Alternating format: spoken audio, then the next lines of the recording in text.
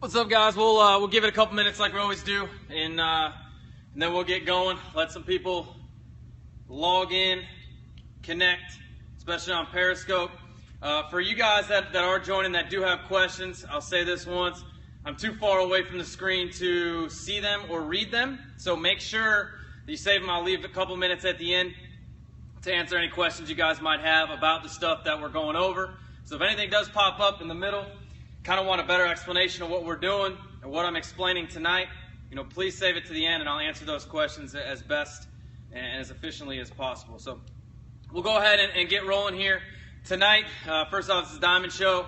I do it every Tuesday night at 9:15, 9:30, somewhere around that time frame. I've done some more throughout the week. I know I did one last Saturday, so I pop them up. These are literally just random videos that I go over with kids during the week, some things that come up. So at the end, if you have something you'd like to hear me talk about, feel free to chime in, let me know, and we might make it a topic for future shows. Without further ado, we're going to go ahead and talk about today how to efficiently or properly use the best hitting tool, in my opinion, when it comes to hitting, especially with the younger kids, and it's using the tee. How do we use the tee? Now, the best hitting tool, obviously, to me, but it's the tool that's used the most improperly. And what I mean by that is a lot of kids, put the ball in the tee, they just run through the motions, they don't really concentrate, they don't take swings with a purpose. It's more about the quantity that they're doing instead of the quality of swings. They rush through it. Too many times when I see kids hitting off the tee, I'll see them swing and literally pick up the baseball. They haven't even really finished their swing, pick up the baseball and put it back on and continue to rush through it. That is not practicing with quality. Okay? We want to practice with quality, so that's the first thing I'll touch on. The second thing that I see that the tee causes, for whatever reason, I get it, I did it when I was a hitter at a young age, it causes us to stand further away from the plate. For some reason, this ball looks a lot closer than it would be in a game. I mean, even if you put it on the outside corner, we got kids standing really, really far away from it, and that creates them to start reaching for the baseball. And we all know, if you follow me on YouTube or follow me on Twitter or follow me on Snap, we do not want to get our hands extended. We definitely don't want to reach for the baseball. So to me, a lot of times that habit is established at a young age when kids are improperly using the best hitting tool there is. So, one, we need to make sure and we need to tell all of our kids that we need to stand the same distance away from the plate as we do in the game. That's step one to how we use this tool the best way and most efficient way possible. All right, so we're the same distance away from the plate as we would be in a game. Okay, and force that. And sometimes kids are going to be like, holy cow, this is really, really close. I got to almost force myself inside.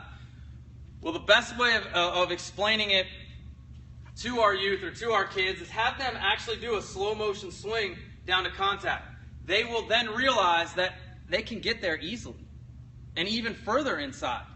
Okay, so sometimes slowing things down and going slow motion and really explaining it to them will help them better understand. Now, a lot of times, that first swing, they're the proper distance away, but they'll slowly start to back away. So you have to pay attention. When you're working with kids on the tee, you have to pay attention that they are the same distance away every single time and ingrain that in them so when they get to the game, when they get to even back it up even more to front toss, overhand toss, BP, a lot of times kids are taking swings from inconsistent distance away from the plate. And this can create issues not really learning the strike zone, especially at a younger age. So younger age when this is really, really important. The second thing I want to talk about is where we put the tee in terms of contact point. Now, we can all agree that good solid contact is made around our front foot. All right? And by the way, those of you that are tuned in Periscope, keep clicking those likes. In the next couple weeks, I'm going to be giving away, I got some hats on order, I'm going to be giving away some stuff for the guys that click the most likes. I've done it in the past, about 1,000 or so clicks. That'll get you some stuff. Facebook, if you guys leave a comment and share, I will reach out to you guys and send you some stuff as well. So back to our point. Good solid contact is made right around our front foot. Okay, a lot of times when kids are hitting off the tee, they put that tee way out in front, and this creates them to jump at the baseball. All right, I'll go over more on this later. Also, they put it really, really deep, and it forces kids to come back, all right, or lean back. And this is more to youth age. Now, there is times when, from a hitting standpoint, from a drill standpoint, where we will move those tees a little bit further out front, a little bit further back. But for the general, we're starting off, we want our, if we're working on a pitch, hitting the ball back up the middle, working our barrel direction through the middle of the field, we want that tee pretty much at stride, even with our front foot or just in front. Okay, and this is a pitch working back up the middle. That's usually where we start. All right, a lot of times kids will just plop that tee down right in the middle, about thigh high, and hit the baseball, working back up the middle. Okay, now, from an inside or from an outside standpoint, okay, we want this tee for practice purposes, okay, just inside of our front foot, okay, and then on the outer half of the plate. If we're working inside, okay, we want it out in front of our front foot. Now, one thing that I found, this is more probably for a high school, high-level high school showcase, college-level player, and even professional players. We don't want to set this tee up way outside of the strike zone. Okay, so we don't want to set that tee on the inside pitch. We don't want to set it way inside, and vice versa on the outside. Okay, and the reason for this is when we get into the games, we always over-exaggerate kind of what we're doing. We want to know the strike zone as best as we can.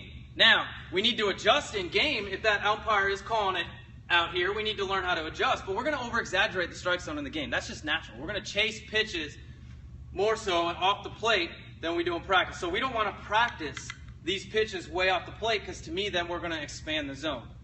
Now, this is at a higher level, all right? And this could, you know, if you're really, really struggling on an outside pitch, we can move it out a little bit. I don't do it too often, though. Again, if you guys are on Periscope and leaving comments, make sure, I can't really read the screen from this far, so make sure you save everything for the end. So anyways, we want to have this tee, roughly, okay, right in the inside part, or right in the outside part of the plate. We don't want to expand the zone too much, okay? Now, when we're working, I'll flip it back around. Remember, we're always working right around our front foot. Okay, now, we can do certain things with this tee. One thing that I do a lot, all right, is I definitely don't put this tee thigh high right over the middle of the plate. We start off with that, yes. However, if you think about it from a pitching standpoint, and I'm not a pitcher, but I try to think like they think when I was hitting. From a pitching standpoint, where does every single coach talk about throwing? Okay, we're throwing low at the knees. We're trying to induce ground balls because not too many kids swing in sequence and are able to lift that baseball, so they hit a lot of ground balls. So I work with a lot of our kids. Now, this is depending on what level they're at, but a lot of our kids, I work on a lot of low tee. Okay, because that is where the pitcher is feeling. Now, I don't neglect to work on certain pitches that are elevated a little bit higher, but generally I work with the tee being low. Now, this is a regular size tee. They even have the youth tees. Okay, I'll even, with some of my bigger guys, I'll even use those youth tees and get that ball a little bit lower so they can really work on getting on playing with the baseball and hitting that low pitch and driving that low pitch. Now, I'll go over a couple of drills here that I love to do in college, and then in future Diamond Show episodes, we'll go over, you know, specific tee drills in relation to kind of what we're trying to get our players out of. Sorry about that, guys. I had a quick little phone call. So I'll go over that in future episodes, but I'm just going to go over these quick 3 drills that we use, or that my tee progression, all right, was start off with the ball as a high strike. Okay, not high tee, but a high strike. Okay, this to me worked on getting level on playing with the baseball, and I had a habit from the right side of lifting up on pitches that are high. So this made me stay down. Take 10 to 15 swings there. Then I would move the tee to the inner half of the plate. Okay, I had a hard time with, again, staying the same distance away. I had a hard time with casting my hands out. So this right here, inside tee, just inside my front foot, and I would try to hit this ball back up the middle or backside. This forced me to keep my hands inside. Right? I would do that until I felt comfortable. I wouldn't take too many swings, but I'd do that until I felt comfortable. And then I would move the tee to the outer half. Okay? Low outer half. And I work on hitting the ball backside. Okay? And then whatever I might be struggling with, I might do. Now, quick fixes for the tee. Guys, to me, and we teach in over-exaggeration, like I've said plenty of times, guys to me that get caught back, recline hitters we call them, I will put that tee a little bit further out front, and I will emphasize them going to get the baseball, to get them out of this bad habit. Same thing on the flip side. If a guy is really, really jumpy to the baseball, I'll put that tee a little bit deeper and or inside, and it'll force him to stay back and keep his body center mass. Right? We don't want going, what we talked about, we don't want it going forward too much, and we don't want it leaning back. Okay? So this is the quick, easy way to explain how to hit the ball at the tee, or how we use the tee. Now, I don't have a baseball with me, unfortunately. They're in the other room. But how we set the ball on the tee is important too. You can have two seams going up and down. Okay? You can have two seams going across. All right? Two seams going up and down is just kind of focused on staying inside the baseball. But to me, that's how we set the ball on the tee the majority of the time. But to me, a good sequence swing, firing from the ground up, will allow you to hit the inside part of the baseball, and be really easy to hit the inside part. So that's just something as a visual. They can keep their hands inside the baseball. For my guys, I used it. Now seams going across. Sometimes we have kids that will come down and be really choppy at the baseball. They'll get on top. So I might turn those seams down a little bit and really work on splitting those seams, working up to contact. Again, teaching an exaggeration. I found that that's the best way with these young kids. Teaching exaggeration with the right understanding. Okay, and we try to keep it as simple as possible. So I might tell them, yeah, lift the ball and hit it as high as you can, but I'm telling them, hey, understand that you still want to keep your body center mass. All right, we don't want to jump forward, or we don't want to lean back. Okay, so that's the basics on how we use, in my opinion, the most important thing. We'll do a Diamond Show session where we're kind of going over a ton more drills in terms of what we can use this tool for. It is awesome for younger kids, teaching them the basics of the swing. It's awesome it's portable. We can hit into a net. We can get a lot of work done in a small confined area. Now, we get a lot of work done by taking quality swings, all right? Not the quantity of swings that we take. So it's very, very important that, in conclusion, that one, they're not rushing through this. We're working on the quality. Two, that they're the same distance away from the plate that they would be in a game, because sometimes this tee forces us to back up, right? And three, the tee is placed in the right spot. To go over that again, hitting the ball back up the middle at stride, that ball is right off our front foot, or maybe right in front of our front foot. Ball away, it's right off our front foot, or maybe just a hair inside. Depending on how much they go forward or how much they lean back, we can adjust that. And then the ball out front that we pull is in front of our front foot. Okay? All of which are inside the plate. They're covering the plate. They're not outside, because we want to really hone in knowing the strike zone and not creating bad habits. So if you guys have any questions for me, I'll get a little bit closer here so I can answer any questions you guys might have. I don't have that many viewers today, but I only do a couple questions.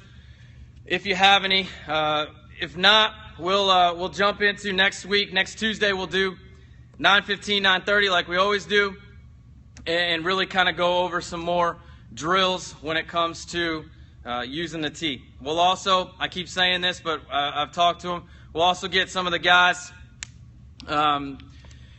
interviewing some of the guys that work here at TPA, one of which Bill Burnison, who's currently the strength coach for the Carolina Hurricanes hockey team. But more importantly, he worked with USA Baseball the last 3 years, and he's a great, great resource when it comes to anything mental conditioning. He has a great relationship with Brian Kane, who is the guy right now, in my opinion, in terms of mental conditioning. Puts out some great stuff. And he also has a lot of good information when it comes to, our strength and conditioning, sport performance side. So, got a question coming in on Facebook. What type of tea do you recommend? We use Tanner teas. A lot of guys try to make their own, kind of similar to Tanner tea. You can do it cheap, but we use Tanner teas. I just assume pay the money. They're a great product. I think we have, about 8 or 9 of them, and we've had them since, our inception in the last 5 years, and not too many have broke, and then they sell some replacement parts for it too. So they're the best tea out there. If you go anywhere, you're going to see Tanner teas in any collegiate program, any high school program, any professional program. So they're the best route to go. I do not like those cheap rubber teas. I think they break. Those plastic ATEC ones are, in my opinion, god-awful. Hated hitting off of them and refuse to hit off of them. So, yeah, I would go with Tanner tea. If you guys got any more questions, go ahead and type them through.